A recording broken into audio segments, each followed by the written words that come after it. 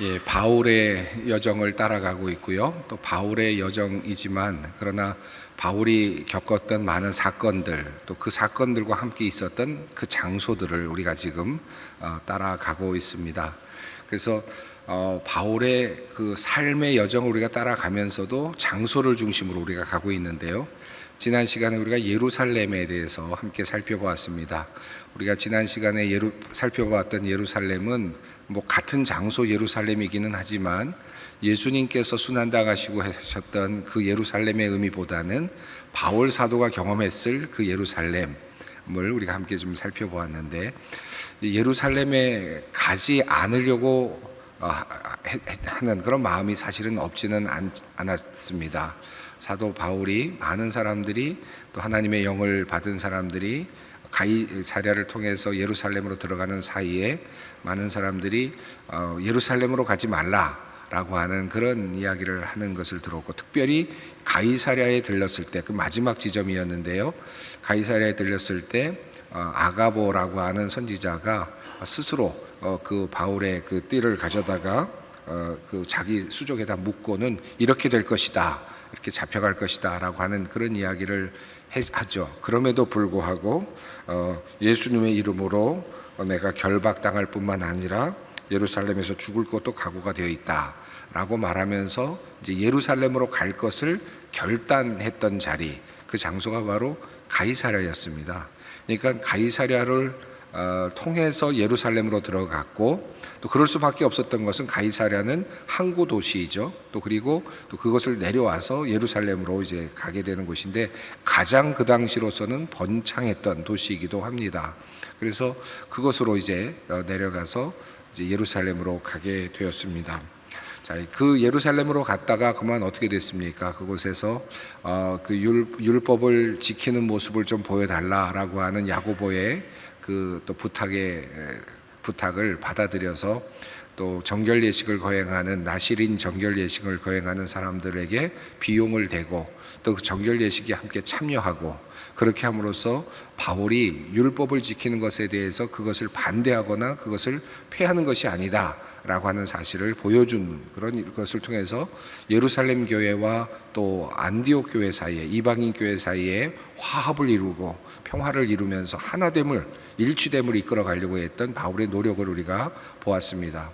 우리가 후에 고린도서에서 내가 율법이 없는 사람들에게는 율법 없는 자와 같이 되고 율법이 있는 자에게는 율법이 있는 자와 같이 되었다.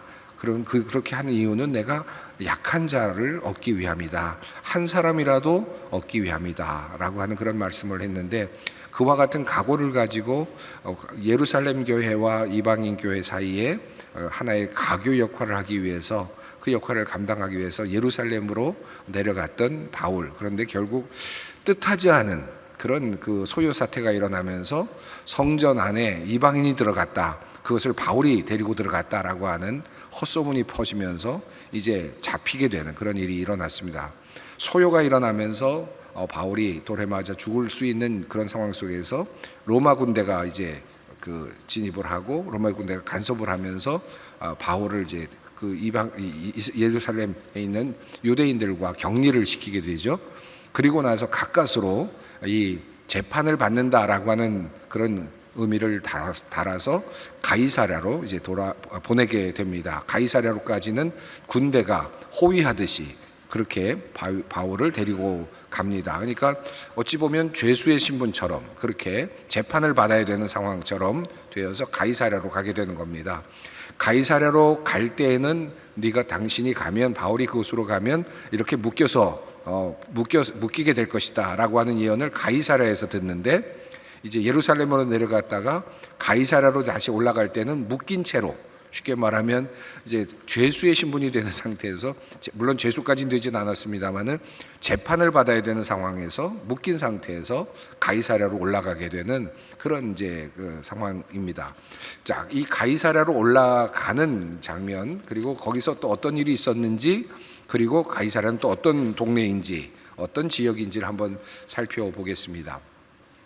이 가이사랴라고 하는 말씀을 읽기 전에 우리 오늘의 말씀을 한번 읽을까요? 사도행전 26장 27절부터 29절 말씀 함께 읽겠습니다. 아그리빠 왕이여 선지자를 믿으시나이까? 믿으시는 줄 아나이다. 아그리빠가 바울에게 이르되 내가 적은 말로 나를 권하여 그리스도인이 되게 하려 하는도다. 바울이 이르되 말이 적으나 많으나 당신뿐 아니라 오늘 내 말을 듣는 모든 사람도 다 이렇게 결박된 것 외에는 나와 같이 되기를 하나님께 원하나이다 하니라. 이 말씀을 오늘 요절 말씀으로 또 우리 오늘의 말씀으로 읽었는데요. 이 말씀은 바울이 가이사랴에서 어떤 일을 겪었는지를 보여주는 대표적인 하나의 예가 되는 말씀입니다. 이 바울이 가이사랴로 잡혀간 다음에 그곳에서 총독을 3번 만나게 됩니다. 다른 사람을 3번 만나게 됩니다. 그만큼 긴 시간 동안 가이사랴에 머물렀다라는 의미도 되겠는데요.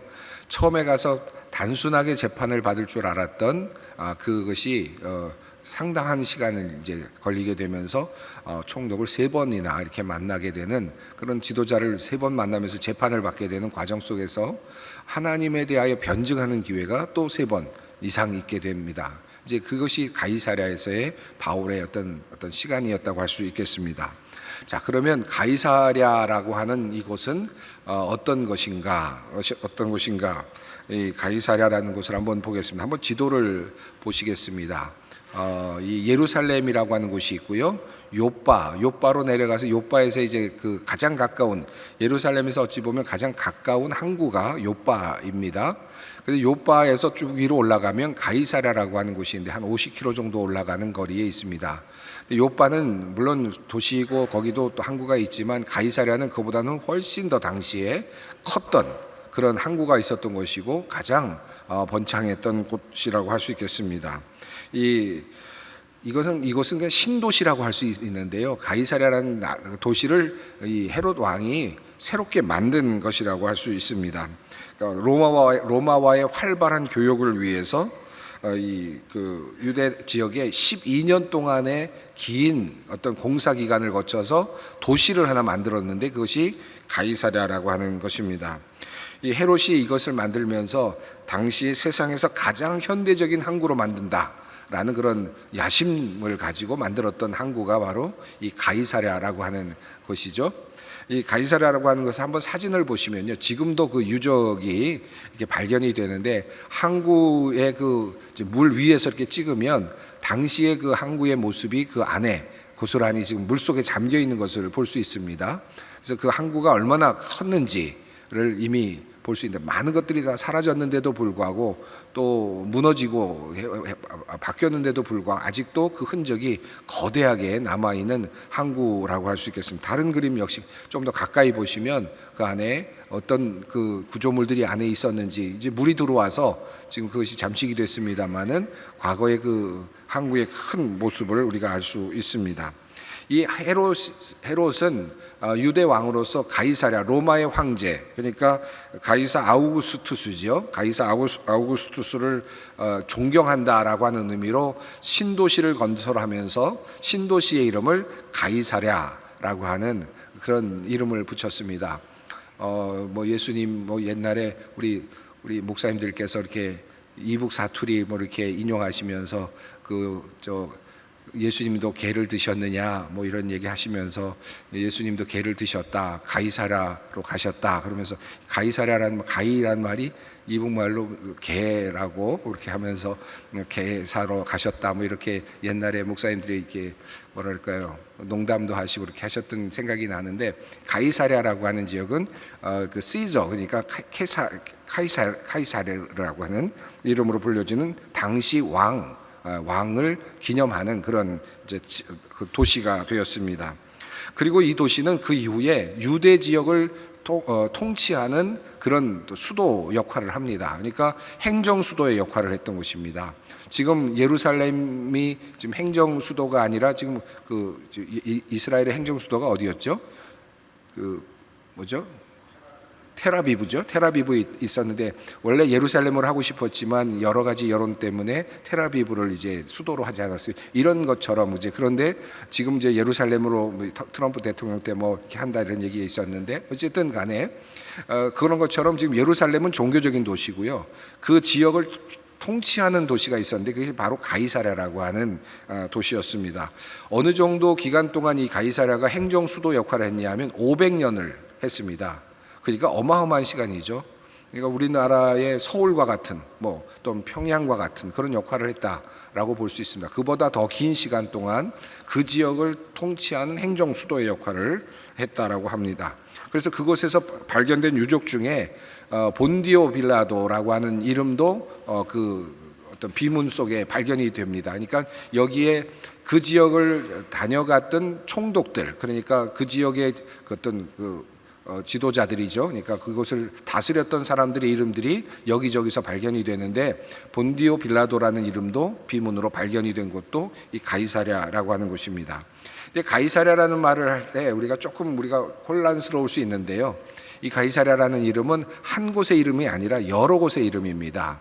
그래서 아크로폴리스라는 말이 여러 곳에 있는 것처럼, 그러니까 이 아크로폴리스는 높은 지역에 있는 언덕에 있는 그런 곳을 의미하는 것처럼 그리스에서 이 가이사랴라는 것도 로마 시대에 이 가이사랴라고 하는 이 왕을 기념하면서 여러 도시가 지어졌습니다. 서로 충성 경쟁을 했다고도 할 수 있겠는데 갈릴리 지역에 있는 가이사랴 빌립보는 지금 말씀드리고 있는 지중해 연안에 있는 행정수도 가이사랴와는 다른 곳입니다. 그래서 가이사랴라는 곳, 그 다음에 갈릴리 연안에 있는 가이사랴 빌립보, 또 지금 터키 튀르키예죠. 튀르키예에도 가이사랴라고 하는 또 지역이 또 따로 있습니다. 그러니까 이 지역마다 다 당시에 그 지역을 다스리는 사람들이 이 가이사랴에게, 이 황제에게 충성을 보여주기 위해서 경쟁적으로 도시를 만들었고 그 도시의 이름을 다 경쟁적으로 가이사랴라고 하는 이름을 붙였던 것이죠. 그 중에서도 제일 크고 아주 활발했고 또 그 지역을 통치하고 있었던 지역이 바로 지금 말씀드리고 있는 가이사랴라고 하는 지역입니다. 요바에서 한 50km 정도 올라간 지역이고 바울이 바로 이 예루살렘에서 붙잡혀서 이 가이사랴로까지 올라가게 된 것이죠. 가이사랴로 올라간 이유는 당연합니다. 그쪽이 행정 수도이기 때문에 거기 총독이 있고 그곳에서 재판을 받을 수가 있었기 때문입니다. 그러니까 로마 군인들 입장에서는 폭동이 일어날 수 있었기 때문에 이 바울을 데리고, 로마 또 시민권자이기도 했기 때문에 그랬겠지만은 그 부분에 대해서 성경이 정확하게 나중에야 그 이야기를 하는 것으로 나오긴 합니다만은 이 바울을 데리고 이 가이사랴로 데려가서 재판을 그곳에 받게 하려는 그런 이제 목적으로 그리로 데려가게 됩니다. 가이사랴와 관련해서 여러 사건들이 있는데 특별히 가이사랴는 바울만의 도시는 아니고 베드로도 가이사랴를 방문했던, 요바와 가이사랴를 방문했던 내용이 있습니다. 특별히 고넬료라고 하는 백부장을 만났던 자리가 바로 이 가이사랴입니다. 당연하죠. 이곳은 행정 수도이면서 또 군사적으로도 매우 중요한, 로마인들에게는 중요한 요충지이기 때문에, 중요한 자리였기 때문에 군인들이 또 거주할 수밖에 없었을 것입니다. 그러니까 정치, 군인들, 이런 사람들이 거기 거주하는 행정적인 또 군사적인 매우 중요한 곳이었기 때문에 고넬료라고 하는 사람이 그곳에 있었습니다. 그래서 베드로가 그곳에 가서 고넬료를 만나는 장면이 이제 성경에 나옵니다. 사도행전 11장 11절 말씀인데요. 살짝 보여드리고 지나가도록 하겠습니다. 자, 이렇게 가이사랴가 베드로가 방문했던, 고넬료를 만났던 지역이면서 또 동시에 바울이 1차 전도 여행, 2차 전도 여행, 3차 전도 여행을 마치고 돌아올 때마다 또 그 가이사랴를 들렸고요. 또 다소로 올라갈 때에도 가이사랴를 통해서 올라갈 수밖에 없었을 겁니다. 그만큼 이 가이사랴는 바울에게도 굉장히 익숙한 도시였고 또 가장 번성했던 도시였다고 할 수 있겠습니다. 앞서 말씀드렸습니다마는 가이사랴에서 예루살렘으로 들어가기 전에 그곳에서 또 빌립의 집에 머물면서 그곳에 가면, 예루살렘에 가면 잡힌다라고 하는 그런 아가보의 예언을 듣기도 했던 곳입니다.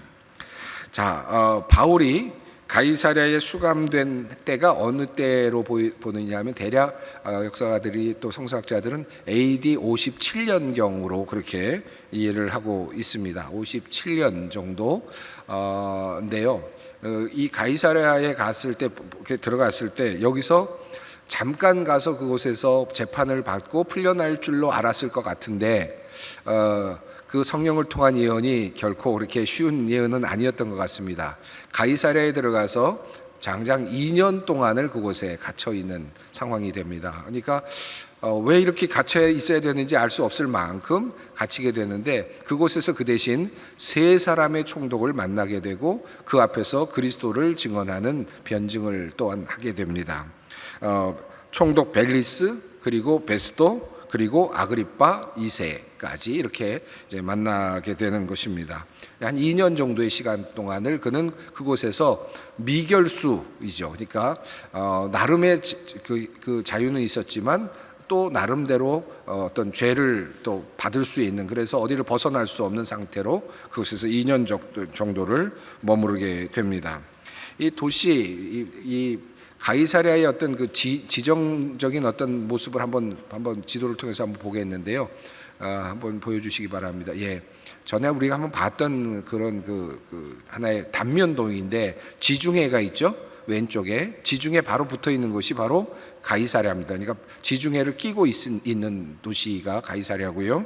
이제 쭉 그 평야들이 있고 쉐펠라가 있고 쭉 올라가면서 기브온이 있고, 그리고 조금 내려가면서 예루살렘이 있고요. 쭉 떨어져서 밑으로 길갈이 있고, 사해는 그보다 지중해보다 훨씬 더 아래에 있습니다.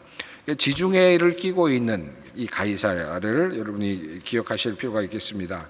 그러니까 바다로 나갈 수 있는 아주 요충지였고 편안하게 나갈 수 있는 곳이고 평지가 연결되어 있는 곳이고요. 또 이 길은 그래서 그 다메섹과 이집트를 이어주는 아주 오래된 도로가 있는 도시이기도 했습니다. 다른 지도를 한번 보겠습니다. 예, 이미 저희가 한번 봤던 도로인데 이 가이사랴가 있고요. 그 도로 중 해안도로라고 하는 도로가 가이사랴를 통과하면서 지나가게 되죠. 그러니까 물류가 이렇게 육지로도 통과되고 또 지중해로도 통과되면서 그 지역의 가장 큰 도시이고 항구 도시니까 또 신도시니까 얼마나 많은 물동량이 그쪽으로 움직였겠나 상상을 할 수가 있습니다.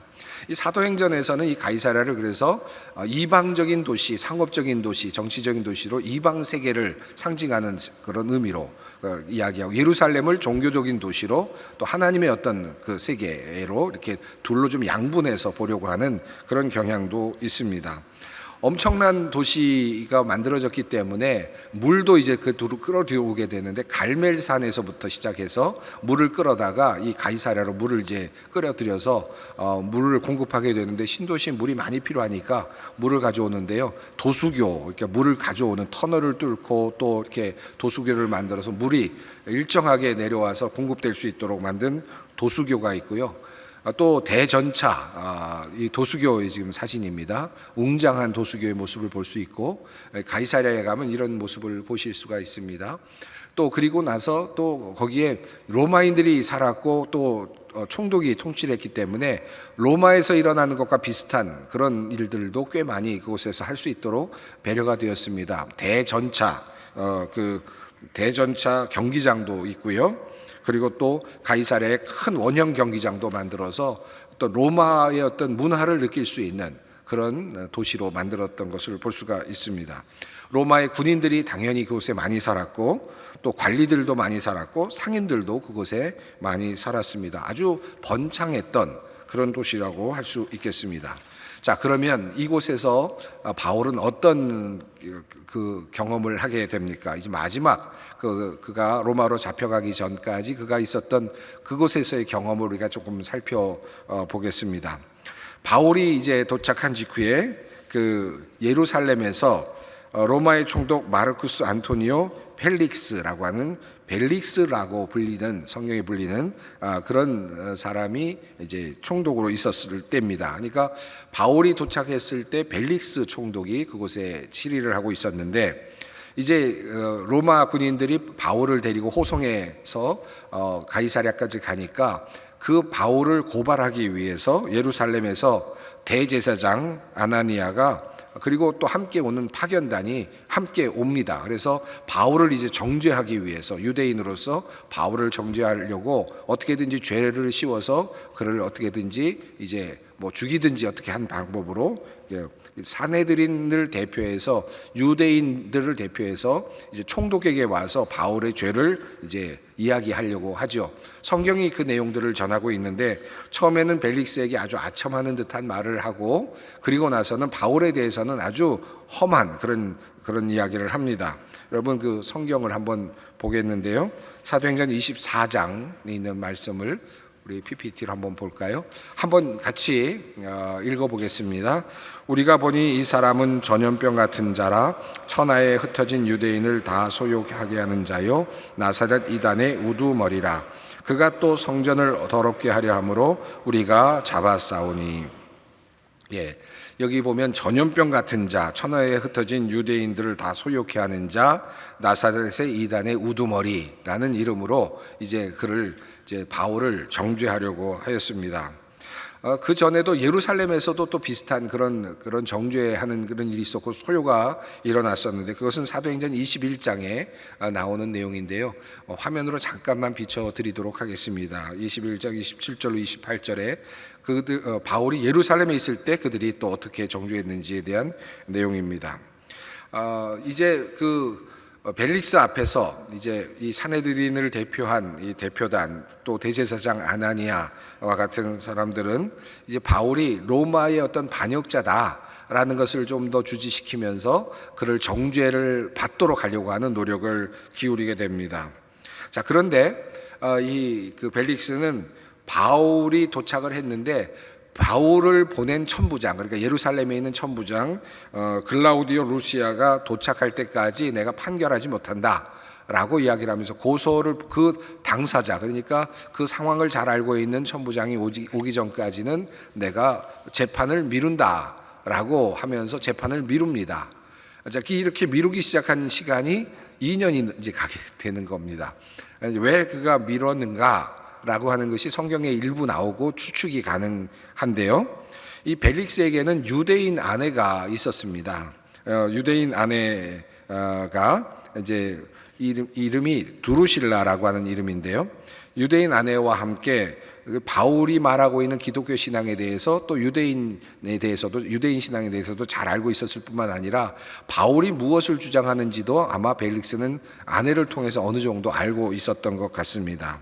그런데 이 유대인 여인이었던 이 두루실라가 어떤 바울에 대한 호감도 어느 정도 갖고 있었던 것 같아요.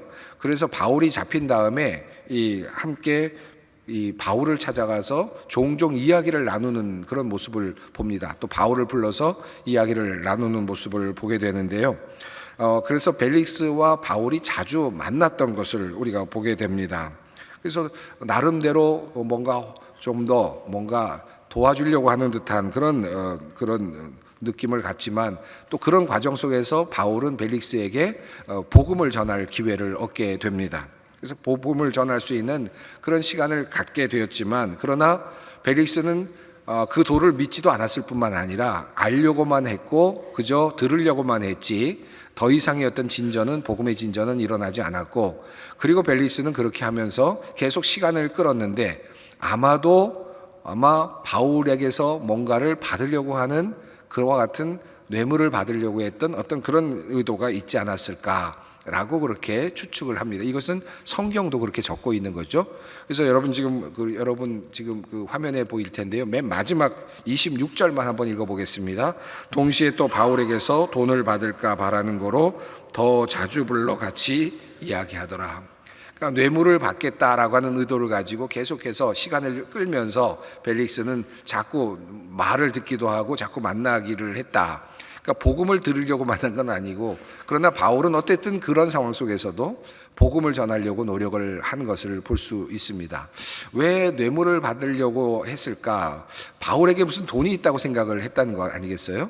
왜 그랬을까요? 이게 추측해 보면 바울이 마게도니아에서부터 연보를 가지고 와서 예루살렘에 있는 교회들에게 나누어 주려고 왔지 않습니까? 그리고 그 돈을 나누어 줬고, 또 야고보가 돈을 가지고 이렇게 써라 해서 또 나실인 서약을 하는 사람들을 위해서 또 돈도 또 기부를 하지 않습니까? 그런 걸 보면서 아마 벨릭스는 그런 생각을 했던 것 같아요.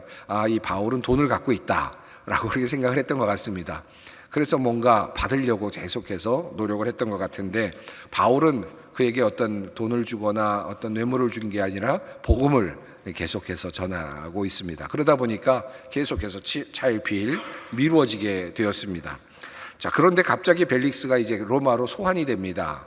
그렇게 되면서 벨릭스 대신에 베스도라고 불리는, 성경에서 불리는 포르시우스 페스투스라고 하는 이름을 가진, 성경에는 베스도의 이름으로 불리는 사람이 부임을 하게 되는데, 이때는 조금 더 상황이 나빠집니다. 왜냐하면 이 베스도는 유대교에 대해서 전혀 모르고, 또 유대인 안에도 없고, 그러니까 유대교에서도 모를 뿐만 아니라 기독교에 대해서도 잘 모르는 사람이니까 전혀 정보가 없는 사람이고요. 그런데다가 이 사람은 지금 처음으로 총독으로 부임해 왔으니까 그 지역이, 예루살렘 지역이 종교적인 성향이 강하다는 걸 알고 있으니까 그들과 뭔가 좀 좋은 관계를 맺어야 되는 상황이 아니겠습니까? 우호적인 관계를 맺어야 되니까 그곳에 있는 토호 세력들, 종교 세력들과 좋은 관계를 맺어야 되니까 바울에게 신경을 쓸 만한 그런 상황이 전혀 아니었죠. 자, 그래서 베스도가 부임한 다음에 예루살렘을 방문하게 되는데, 그때 이제 예루살렘에 있는 사람들이 베스도에게 바울을 처단할 것에 대해서 이야기를 합니다. 그 내용이 사도행전 25장에 나오는데, 이 부분은 함께 우리가 읽겠습니다. 베스도가 부임한 지 3일 후에 가이사랴에서 예루살렘으로 올라가니 대제사장들과 유대인 중 높은 사람들이 바울을 고소할세 베스도의 호의로 바울을 예루살렘으로 옮기기를 청하니 이는 길에 매복하였다가 그를 죽이고자 함이었더라. 바울이 예루살렘에서 죽임을 당할 것 같아서 로마 군인들이 가이사랴로 호송한 건데, 이제 베스도가 부임하니까 다시 예루살렘으로 보내달라, 우리가 그곳에서 좀 재판할 수 있게 해달라라고 하는 그런 이야기죠. 자, 만약에 이때 베스도가 당연히 보내줄 수 있는 상황이었다고 보여집니다.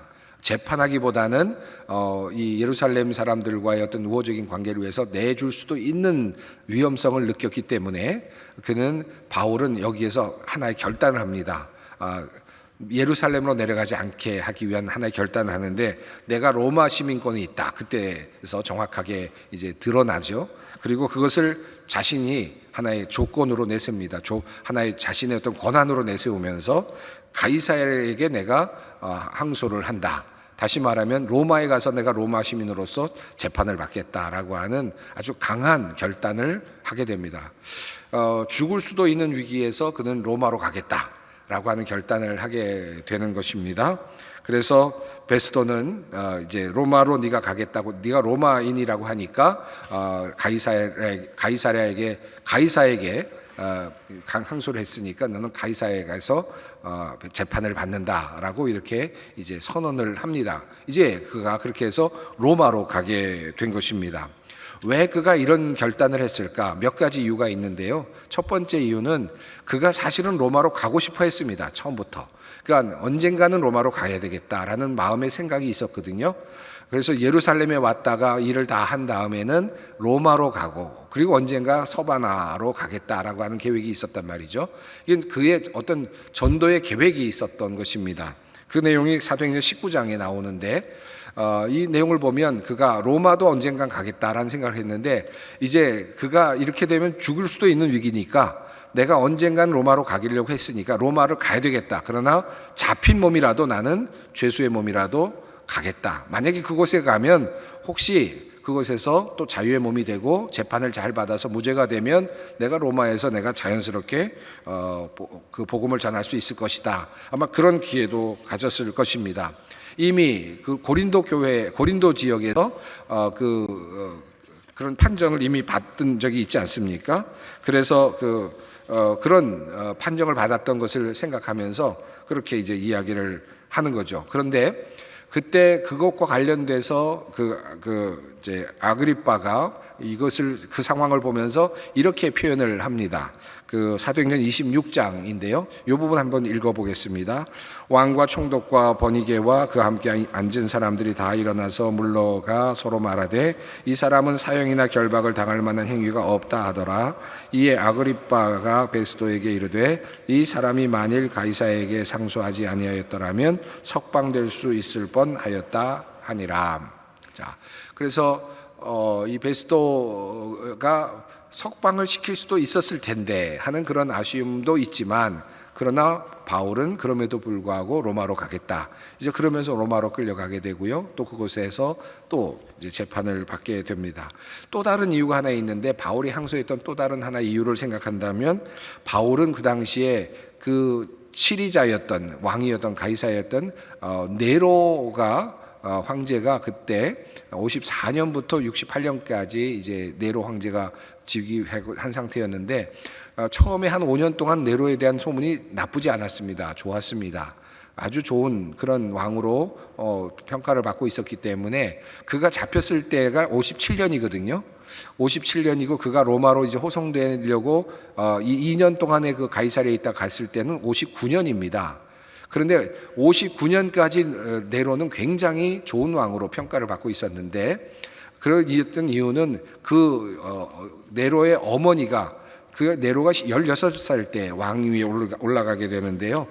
올라간 다음에 그 왕을 위해서 많은 노력을 합니다. 어머니 이름이 아그리피나 있는데, 그래서 세네카라고 하는 아주 좋은 훌륭한 철학자를 선생님으로 이렇게 배우게 하고, 선생님으로 불러서 배우게 하면서 그 정을 베풀 수 있도록 그렇게 하게 됩니다. 그래서 세네카의 도움으로 처음에 한 5년 동안은 아주 훌륭한 왕으로 평가를 받게 되는데, 네로가 점점 이제 바뀌게 되죠. 그래서 59년이 되면 자기를 그렇게 도와주었던 어머니를 이제 섭정을 한다는 것으로 해서 죽이게 되는 것이고요. 어머니를 살해하고요.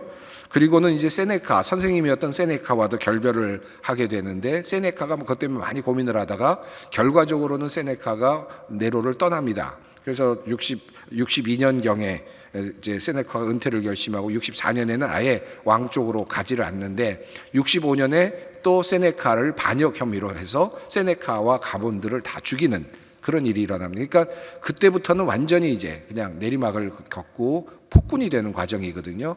자, 그러니까 바울이 내가 가서 재판을 받겠다라고 말할 때만 해도 바울은 훌륭한 왕 네로에게 가서 재판을 받을 거라고 생각을 했을 거예요. 그 재판제도 안에서.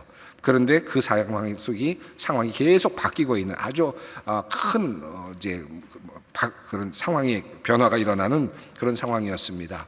자, 이런 상황 속에서 바울은 이제 로마로 가게 되는 것입니다. 예, 오늘 여기까지 하겠는데, 이 가이사랴라고 하는 도시, 그 지역이 어떤 도시였는지를 우리가 살펴보았고, 마지막에 바울이 마지막으로 그곳에서 있었던 가이사랴에서 경험했던 마지막 경험들, 재판을 받았던 경험들, 이런 것들에 대해서 우리가 함께 살펴보았습니다. 우리 인생의 길은 정말 알 수가 없는 것 같습니다. 그렇죠?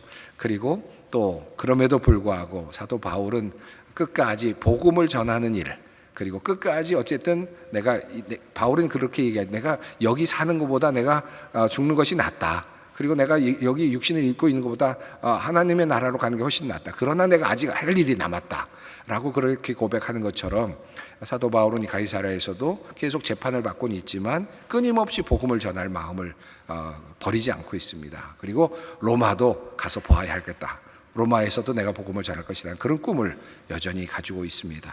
이 바울의 그 참 열정, 이런 것들을 우리가 다시 생각할 수 있을 것 같습니다. 예, 오늘은 여기까지 하도록 하겠습니다. 함께 기도하겠습니다. 거룩하신 아버지 하나님, 감사합니다. 바울의 경험을 우리가 다시 따라갑니다. 가이사랴에서 2년여 동안 또 미결수의 신분으로 그곳에 있으면서도 총독들을 만나고 또 복음을 전하려고 했던, 또 로마로까지 가서 죄인의 신분으로 또 재판을 받기 위해서 가는 것이지만 그곳에서도 또 복음을 전하기를 원했던 바울의 그 열정을 생각합니다. 하나님, 우리가 어디를 가고 있든지 또 어느 곳에 있든지 바울과 같은 마음을 우리가 품기를 원합니다. 일생일번 한 사람이라도 전도하겠다는 마음으로 우리가 이 한 해를 보내고 있는데, 하나님, 우리 역시 복음을 들고 어디든지 갈 수 있는 또 우리에게 그런 마음과 용기를 허락하여 주시옵소서. 이제 흩어져서 또 우리의 일을 하기 위해서 또 나아가는 우리 모든 남성교회 회원들을 위해 삶에 하나님의 은혜를 더디 펴 주시옵소서. 우리 주 예수 그리스도의 이름으로 기도드립니다. 아멘.